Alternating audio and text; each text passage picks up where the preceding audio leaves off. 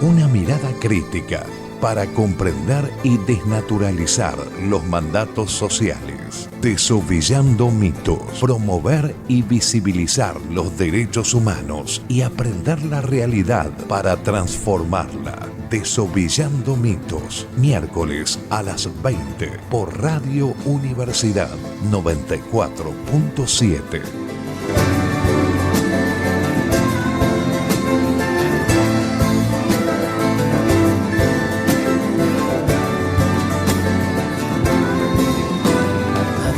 Cuando pienso que todo está perdido, voy hacia alguna de las formas de la muerte. Buenas noches a todos, bienvenidos a un nuevo programa de Desovillando Mitos a través de la 94.7 Radio Universidad. Con la conducción de Silvia Mahmoud, Raúl Arévalo, en los controles está Pablo Roldán, en la locución quien les habla, José Luis Abrán. ¿Cómo están? Buenas noches. ¿Cómo andan? Buenas noches.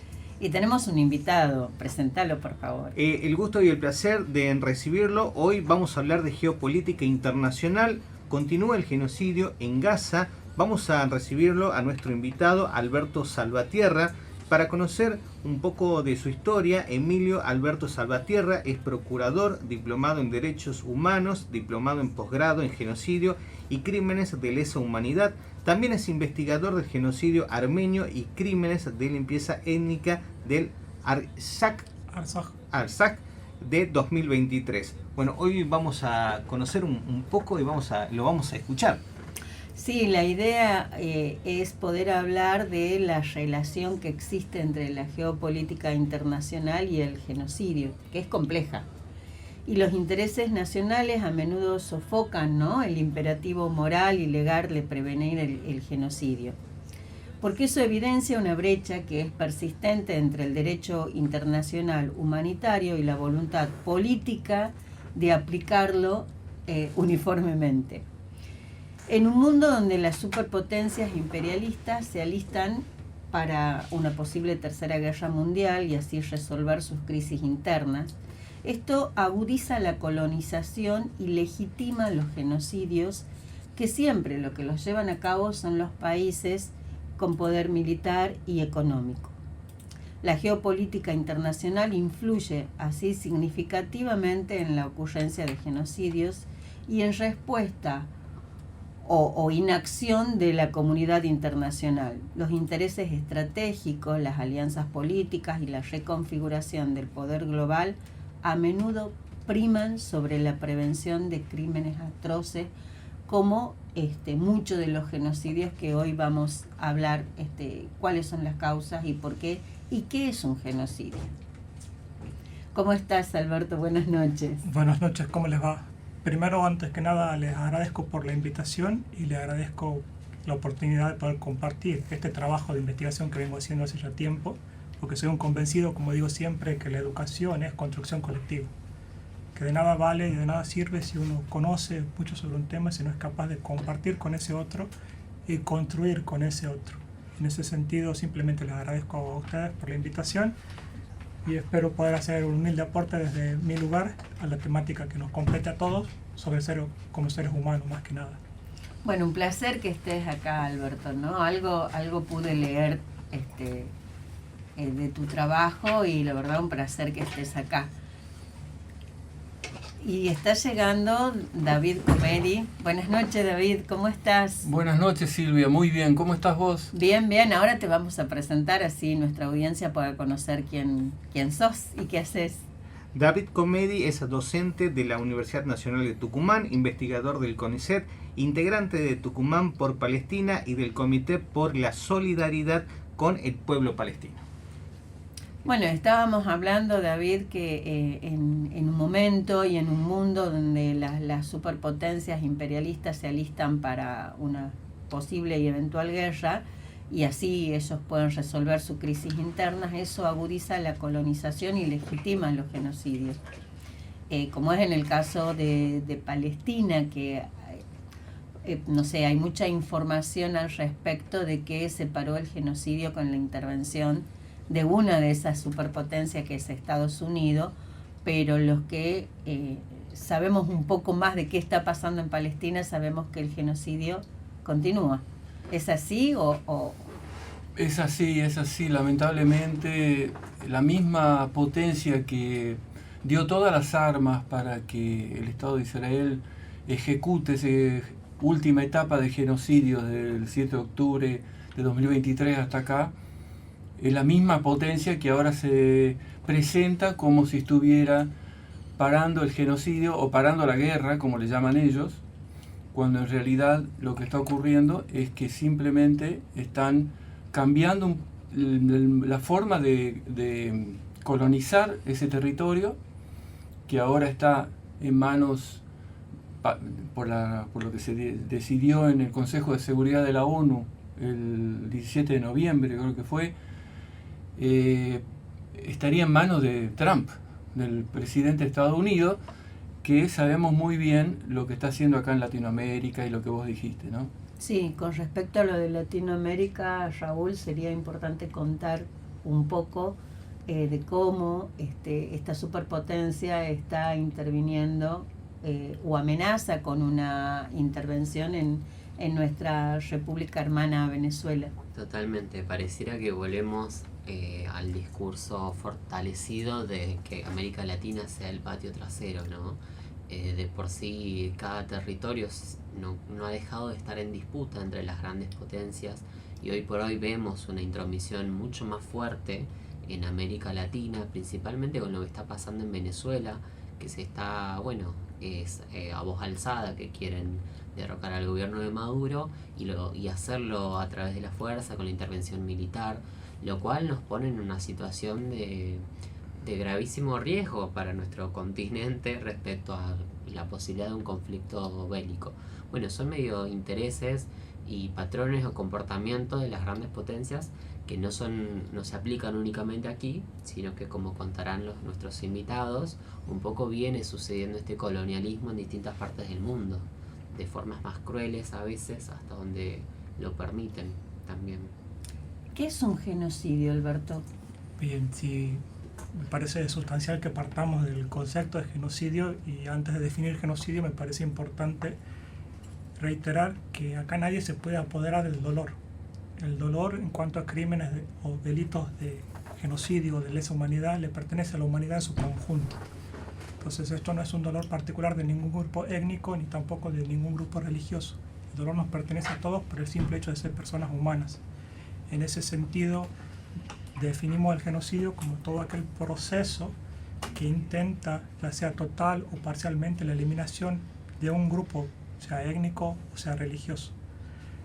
En este sentido, a mí me parece el genocidio armenio sustancial y arquetípico para el estudio de los procesos genocidas, porque fue justamente lo que sucedió con las matanzas de 1915-1923 del pueblo armenio lo que llevó a Raphael Lemkin a acuñar el término genocidio, que no existía.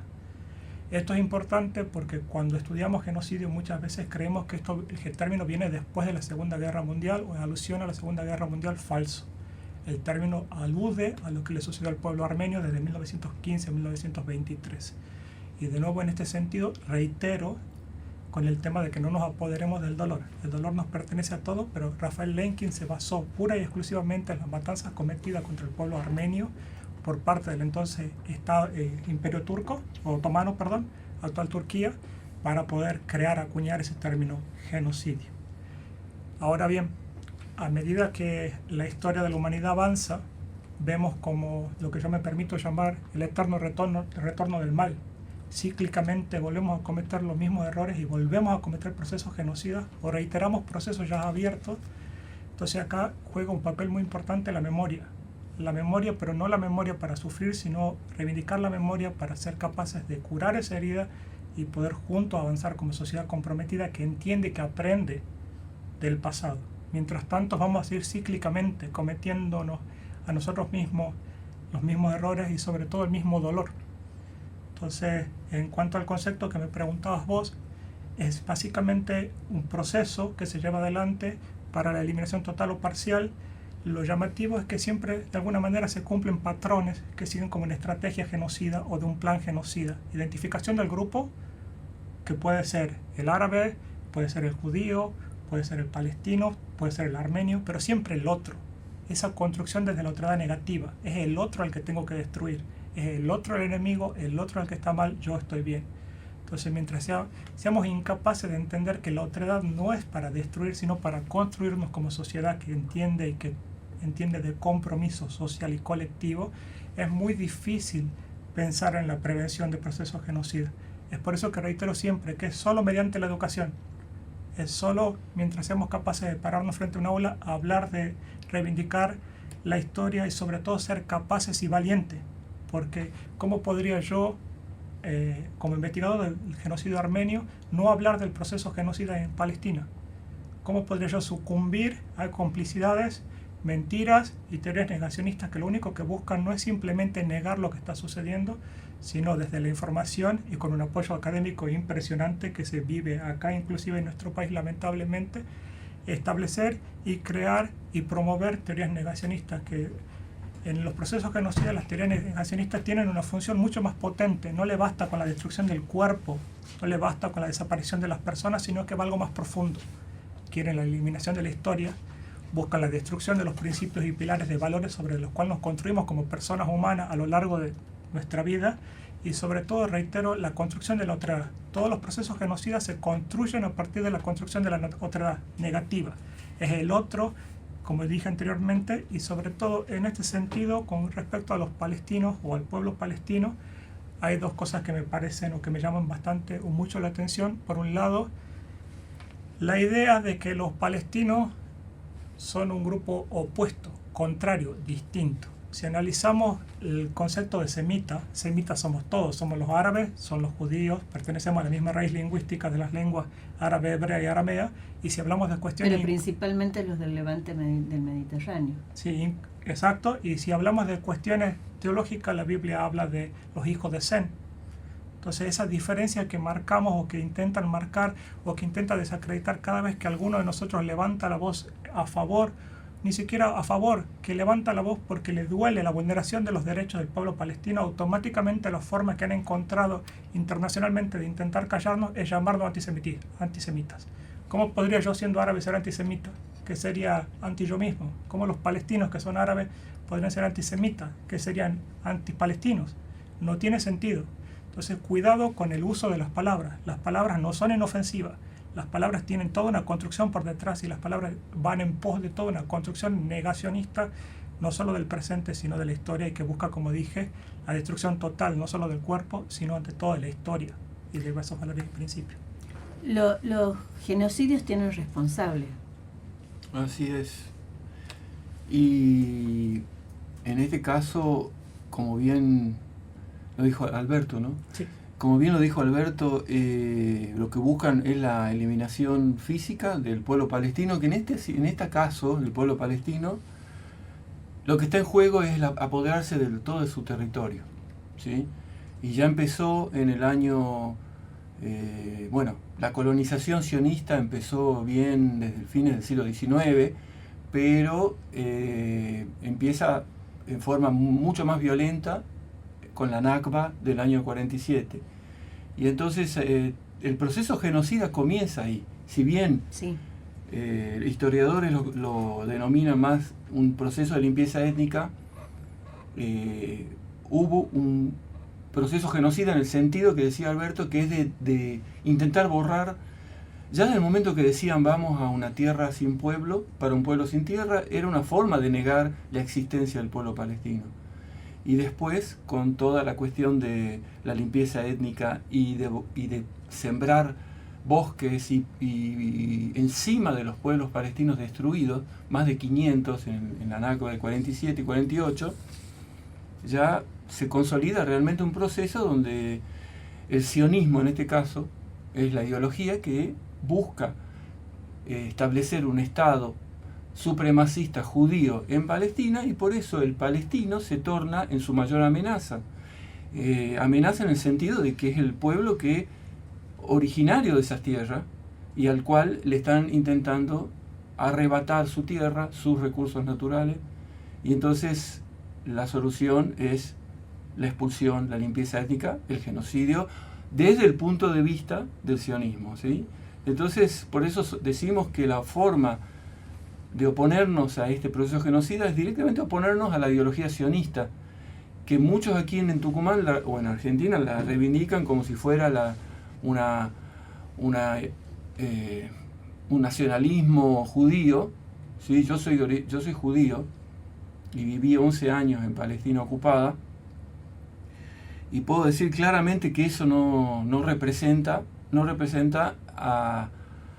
al judaísmo, y de hecho lo que está ocurriendo ahí es simplemente otro proceso más de colonización, acompañado del proceso genocida que acompañó a muchos procesos genocidas colonialistas europeos. Sí, estaba pensando mientras te escuchaba que siempre el genocidio, bueno, primero que tiene que tener un respaldo teórico, ¿no? Se fundamenta en eso para sus acciones, pero que también generalmente tienen una causa que principalmente es económica, ¿no? O la ocupación, la colonización, porque esto ya no es ocupación, es una colonización de sus tierras, y pensaba en el genocidio argentino por parte de los militares, que bueno, fue un golpe cívico-militar eclesiástico, pero de cómo esa junta militar dio un golpe con las características y el genocidio que conllevaba, que tenía que ver con instalar un programa económico para un sector determinado, ¿no? Entonces se justificaba ese genocidio desde gente que quería traer ideas marxistas al país. Entonces se ubicaba al otro como terrorista, el otro como subversivo, porque quería, y los que querían subvertir un orden estaba establecido desde la democracia, era justamente esa junta militar. Vos que conocés Palestina, ¿cómo vive la gente dentro? Bueno, el pueblo palestino vive como un pueblo sin derechos, pero tenemos que distinguir entre los palestinos que están dentro de lo que le llaman la línea verde, o la línea de amnisticio del año 48, que es la que se desarrolla cuando el sionismo lleva adelante su plan Dalet de conquista, y termina esa guerra del 48. Ellos lo llaman la guerra de la independencia, por supuesto, pero es nada más que esa guerra colonialista, que se apoderan del 78% del territorio. Ese territorio del que se apoderaron, hubo más o menos un 20% de la población que quedó allí es población palestina, sobrevivientes de la Nakba. 3/4 partes de la población palestina fue expulsada, ¿sí? Muchos asesinados también. Esos palestinos que están ahí son ciudadanos de segunda categoría, que tienen documento nacional de ciudadanía israelí, ¿sí? Y pueden votar, pero son discriminados con un conjunto de leyes, que son más de 50 leyes, que están diseñadas para garantizar que ese segmento de población nunca llegue a tener más poder que los judíos, ¿sí? Que eso es un poco lo que busca el sionismo, es la supremacía judía. Entonces lo mantiene detrás de este sistema legal, ¿no? Luego tenemos los dos palestinos de los territorios conquistados en el año 67, en la mal llamada Guerra de los 6 días, que fue otra invasión que el sionismo ya tenía planeada para justamente expandirse en el resto del 22% de Palestina que quedaba, conquista todo eso y conquista más también. Y bueno, en ese territorio, no reconocido por la ONU como territorio israelí, sino que es reconocido como territorio ocupado, se le llama el territorio palestino ocupado, según la ONU. Los palestinos que están allí, que muchos fueron asesinados y otros expulsados, los que sobrevivieron y quedaron allí son ciudadanos, no son ciudadanos, directamente son un pueblo que vive bajo ocupación extranjera. Y cumplen para ello entonces las convenciones de Ginebra y todas las cuestiones que tienen que ver con cómo tiene que ser tratado un pueblo ocupado, ¿sí? Por ejemplo, no es lo mismo, según el derecho internacional, ocupación que colonización. No, pero hay en el territorio ocupado, que estoy mencionando, Sí. que es el 22% que fue conquistado en el 67, hay un proceso claramente de colonización, porque ahí pusieron los mismos colonos sionistas, que es una violación del derecho internacional, porque está prohibido, según el derecho internacional, ¿verdad?, establecer población civil en un territorio ocupado militarmente, ¿sí? Y eso lo están haciendo, ya hay más de 600.000 colonos judíos que fueron puestos allí justamente para agredir, empujar a los palestinos a situaciones de inhabitables, ¿sí? Se envenenan los pozos de agua, les rompen los autos, son verdaderos pogromos contra los palestinos que hacen diariamente estos colonos, ¿sí? Y después tenemos la tercera población palestina, pero esa es la que está en campos de refugiados fuera de Palestina. Y estos son los refugiados palestinos exiliados, ¿sí?, que tienen derecho a retorno según resoluciones de la ONU, pero que el Estado de Israel no reconoce o no quiere aceptar.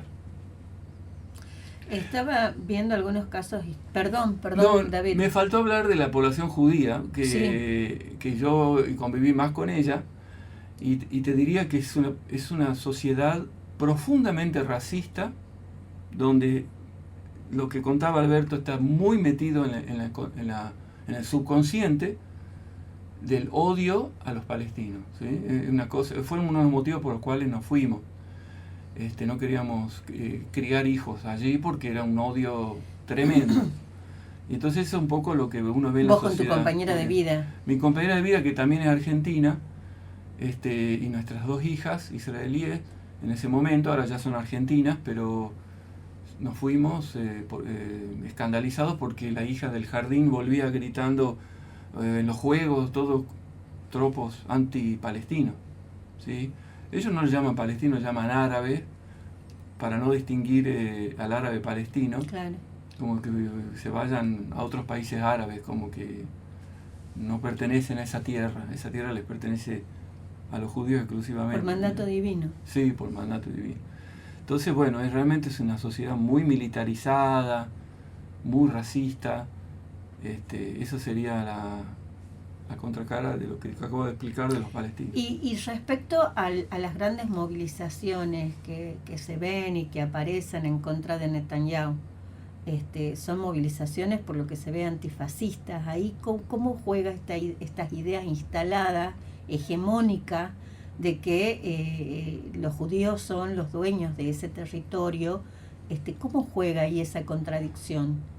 ¿Qué aspecto de eso es lo principal? Lo que pasa es que no hay, en realidad para ellos no hay contradicción, porque los árabes son invasores. Ah, los árabes. Como le llaman ellos. Sí. Estoy poniendo comillas, sí, citando como ellos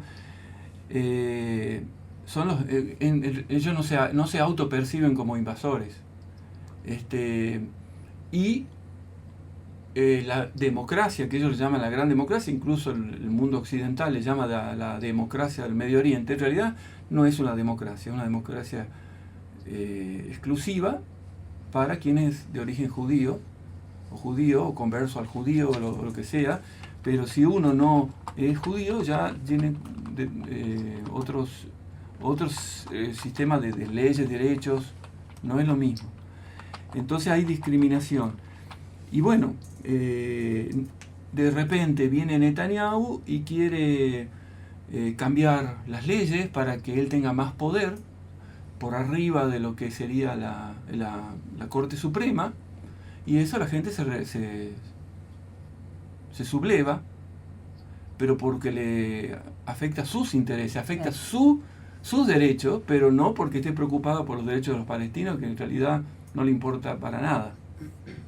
Es muy chiquita el segmento de la población que tiene alguna visión, alguna empática hacia lo que alguna pasa mirada crítica, digamos, que pueda modificar esa situación.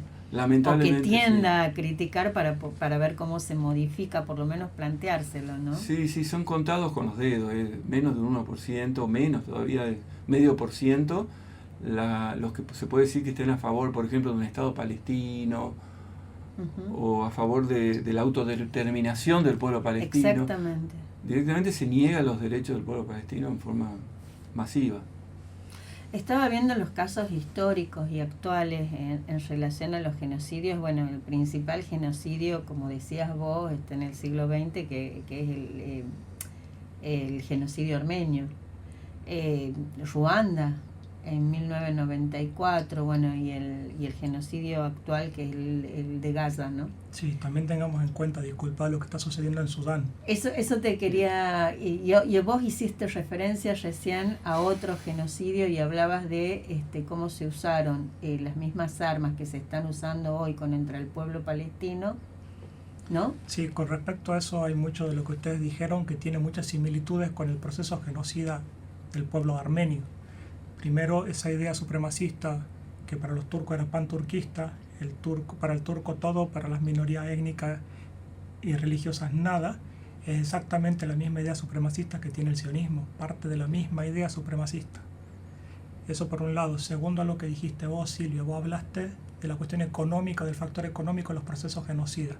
El genocidio armenio tuvo una intención claramente, una estrategia claramente económica. Se apoderaron de todos los bienes que pertenecían a los armenios, que era una clase muy pudiente del Imperio Otomano, y formaron la nueva burguesía turca, con todo lo que se apropiaron ilegalmente del pueblo palestino, del pueblo armenio exterminado. Estamos hablando de 1,5 millones de personas.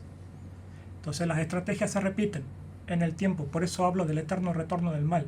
Seguimos cometiendo, y si analizamos en profundidad, tienen muchas matices en común. No solo la cuestión supremacista, sino también la cuestión económica, en el caso del genocidio del pueblo armenio, pero también en el caso del pueblo palestino, como bien marcaba David, en cuanto al territorio. Claro. El territorio, si tenemos en cuenta, Armenia ha perdido alrededor del 70% de su territorio, reducida a la nada del presente y con el peligro constante de ataques por parte de Azerbaiyán. No nos olvidemos que hubo una guerra entre Armenia y Azerbaiyán en el 2020, en plena pandemia. Hace 5 años. Y tampoco nos olvidemos que en el 2023 la población que ancestralmente ocupó los territorios armenios de Nagorno-Karabaj, Artsaj, fue obligada a marcharse y abandonar sus hogares ante el silencio de la comunidad internacional. Porque yo estuve ahí con la misión Casco Blanco, que nuestro gobierno en ese momento, 2023, tuvo la valiente decisión de enviarnos una misión humanitaria a Armenia para responder a la necesidad del pueblo de Artsaj, que estaba siendo desplazado.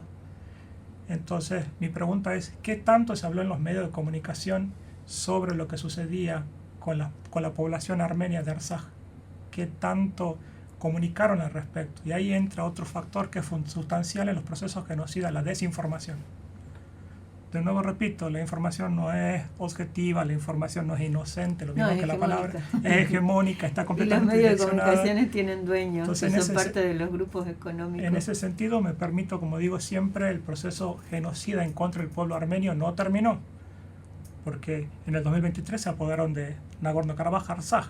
Al presente siguen las negociaciones, las intenciones de... ¿Quiénes fueron los responsables de...? En cuanto a la guerra del 20, una alianza estratégica entre Azerbaiyán, Turquía, por esa idea de pueblos túrquicos que quieren la unión, pero a Armenia les queda lamentablemente en el medio del camino, Sí. con el apoyo armamentista de Israel. Las armas que se utilizaron en la guerra del 20 contra la población armenia eran armas israelíes. Entonces, eso también es importante decirlo. Es importante contar la verdad completa, no contar circunstancialmente y parcialmente lo que nos conviene. Bueno, y es interesante también contar de que turco no es lo mismo que árabe. Turquía no tiene nada que ver con los países árabes, porque en Argentina principalmente a los que somos descendientes árabes nos dicen turco, ¿no? Y nada más lejos. Claro, eso viene porque en su momento provenían todos del Imperio Otomano, entonces quedó en la confusión todos englobados en un solo grupo turco. Pero en realidad los turcos que llegaron a Argentina son muy pocos. Bueno, Claro. Nos tenemos que ir a un corte breve y ya volvemos. Lindo afuera, porque acá estamos bárbaros Acá con estamos aire. zafando un montón. Acá estamos zafando mucho. Bueno, y seguimos hablando de un tema que es necesario, no es lindo, agradable, pero es necesario conocerlo, porque en la medida en que conozcamos, en que podamos aprender de qué se trata, podemos prevenir muchas cosas. Sí, así es. Y bueno, y con lo que estábamos charlando un poco en el intermedio, ¿no? Que todo este plan de paz de 20 puntos que publicó Trump, Sí. Y que incluso tenía las Y que tuvo mucha pretensiones, repercusión en los sí, medios de comunicación. compitió para el Premio Nobel de la Paz. O sea, Sí. y entonces, para los que seguimos lo que está pasando en esa región del mundo, nos queda clarísimo que es una maniobra, fue una maniobra o está siendo una maniobra justamente para varias cosas. La primera sería hacer creer a la población mundial de que se terminó el genocidio, que es lo que estábamos diciendo. No terminó el genocidio, porque sigue habiendo matanzas, si bien en una escala un poco menor, pero siguen falleciendo palestinos, o sea, por los bombardeos israelíes.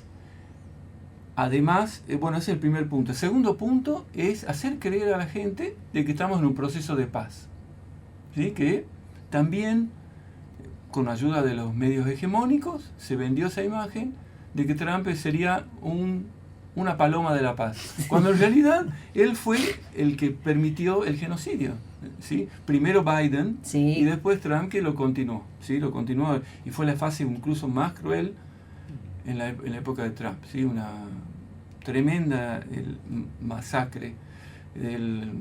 Dicen que son 70.000 fallecidos, pero hay estudios de Lancet, que es una revista científica muy respetada, que estima cientos de miles, hasta 1 millón de personas que morirán y que están muriendo por resultado de esa intervención militar. La ONU dijo 685.000. Sí, sí. La ONU dijo que no son 70.000. La relatora de la ONU, Sí. que no son 75.000, sino que son 685.000. Sí, y estamos hablando todavía de 60 millones de toneladas de escombros mezcladas con bombas que no están desactivadas todavía, que siguen explotando, mientras los palestinos buscan a sus seres queridos porque están mezclados con cadáveres. Es una cosa horrible. Y bueno, en esa situación es claro que tampoco es un proceso de paz, sino que lo que está buscando es justamente desmovilizar a las grandes movilizaciones que hubo mundialmente en solidaridad con Palestina, ¿sí? A raíz de este genocidio televisado. Los mismos periodistas palestinos que fueron muriendo uno a uno, siendo ejecutados por el ejército israelí, iban mandando la información para que pudiéramos ver lo que estaba ocurriendo, que no pasara lo que pasó en otros genocidios que ni nos enteramos, ¿no? Y esto fue posible gracias a esos periodistas. Y bueno, y lo tercero, por supuesto, es mantener el proceso de colonización, impedir la creación de un Estado palestino, porque si bien se habla en el acuerdo, en el plan de Trump, de un Estado palestino, siempre se habló de Estado palestino en todos los acuerdos que impuso Estados Unidos, siempre se habló de un Estado palestino como algo utópico, como una forma de silenciar a la opinión pública mundial, hacerles creer que hay un proceso, pero que en realidad continúa la colonización. Se van en Cisjordania, por ejemplo, porque se habla de mucho de Gaza, pero en Cisjordania al mismo tiempo se están derribando barrios enteros, se está expandiendo la frontera de las poblaciones. Se está agudizando el colonialismo. Se está agudizando el colonialismo en Palestina, en general.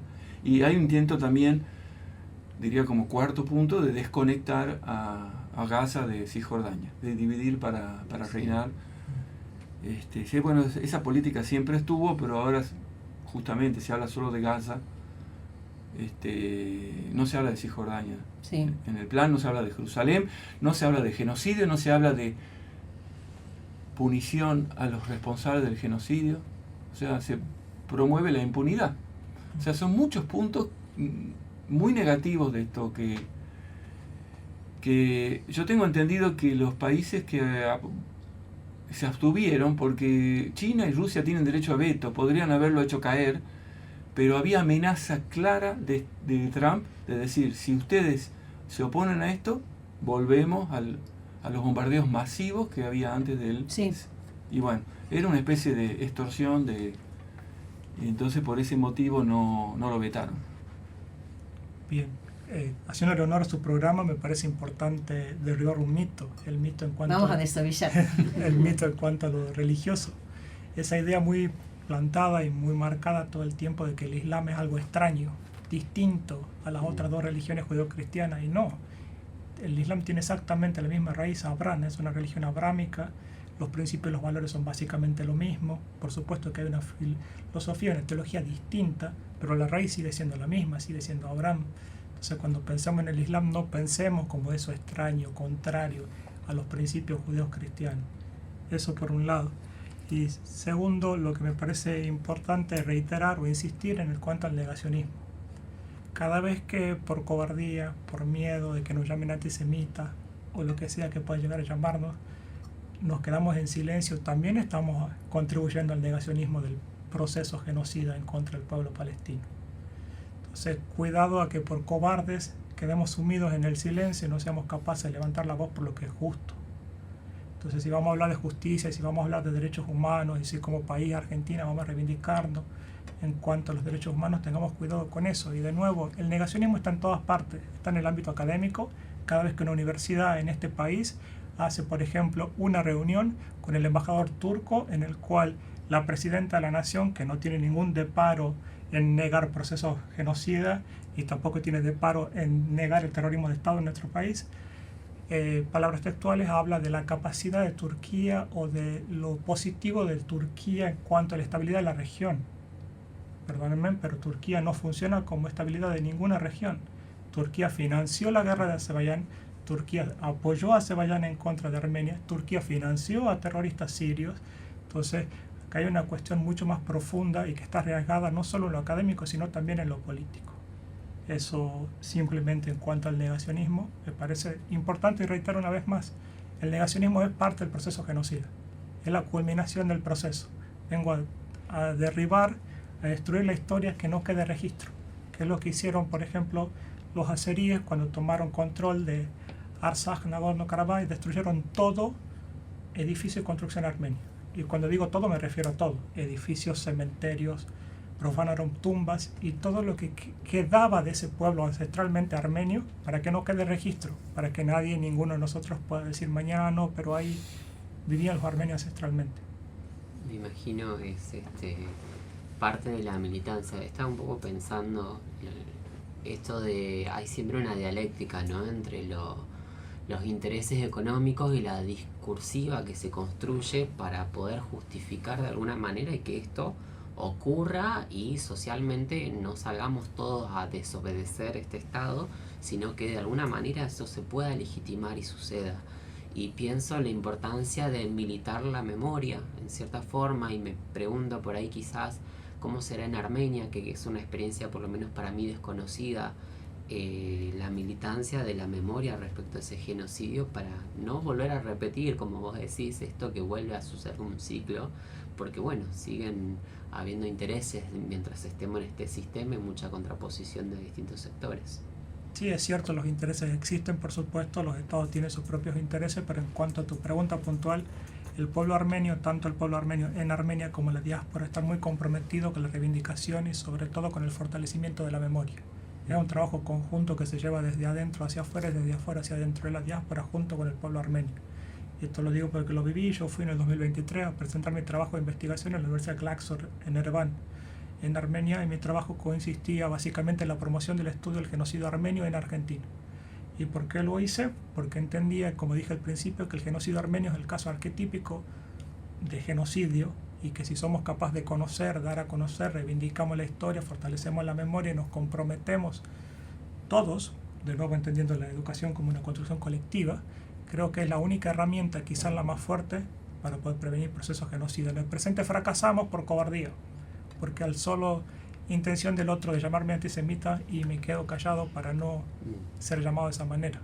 Entonces me parece que, respondiendo a tu pregunta, si existe, el compromiso es concreto, el compromiso está y está muy vivo en Armenia como en la diáspora. Vos estuviste en Armenia en el 2023. Yo estuve en enero del 2023 en Armenia presentando mi trabajo de investigación. Luego, en octubre del 23, la Cancillería de Argentina envió una misión humanitaria a Armenia para dar colaboración y soporte a la población desplazada de Artsaj, Nagorno-Karabaj. Tengamos en cuenta que eran 150.000 personas obligadas a dejar sus hogares ancestrales. Sí, los desplazamientos que son partes también de... Entonces estuvimos presentes como Casco Blanco Argentina en esa misión humanitaria. La misión en sí es muy movilizante para quien se pasa estudiando genocidio, porque entiende que se repite, que hay una repetición de los hechos en cuanto al desplazamiento forzado de la población civil. Entonces cuando regresé entendí que no podía quedarse en eso, sino que es mediante la educación y la promoción del estudio del genocidio, como bien decías vos, es el camino que tenemos todos para comprometernos y lograr algún momento detener los genocidios en marcha, pero también impedir futuros genocidios. Y no pensarlo tan lejano, ¿no? Porque, a ver, sin ir tan lejos, situaciones de despojo de comunidades originarias hay como ejemplo de sobra en la Argentina. Pero además, si tenemos hoy la misma empresa que privatiza el agua, que es Mecorot, metida en la Argentina, haciendo negocios con muchas de las provincias, y de repente dándole ese control, que es un control geopolítico del agua, porque fueron los que cortaron canales, caudales de agua, permitiendo la subsistencia de poblaciones.